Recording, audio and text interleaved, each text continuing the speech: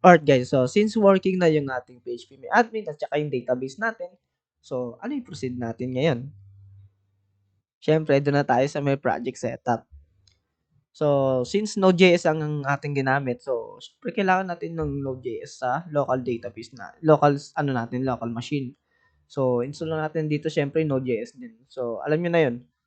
So, iba lang yung sa Docker pero same. Ang mga ginagamit kasi dito is yung sino-support niya dito yung mga needs dito sa loob.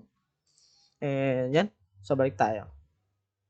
So, since meron na tayong PHP admin at saka yung MySQL, so create na tayo ng project for our application na. So, simula tayo sa backend. So, backend lang muna tayo. So, kung gusto niyo full stack kayo agad kayo.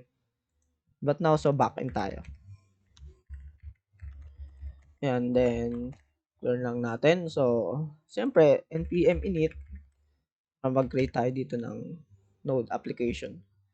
So, lagyan natin PMI Express. So, kailangan natin yan. Then, habang nag-install yan, type tayo app.js, create.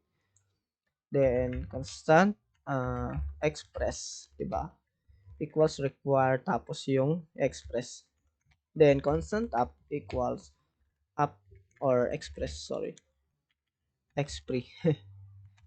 Then, next is app.listen. So, syempre, kailangan natin mapagana yan. Then, kailangan working yan or run. So, dito import 4,000 na lang siguro. Then, next. So, lagay natin sa console. Server is working. Yan. That. Next, yung endpoint natin. First endpoint. Get lang muna tayo. Wala na tayong ano dito. Ano lang naman to. Sa Docker lang tayo. So, focus tayo sa Docker. So, kung gusto nyo ng ibang tutorial, so, you can go for the Express tutorial. And rest, argument, tsaka rect. Then, rest.json. So, yung response natin. So, message na lang. Ilagay natin dito yung ating hello world na lang. Wala maisip, hello world na lang, sige.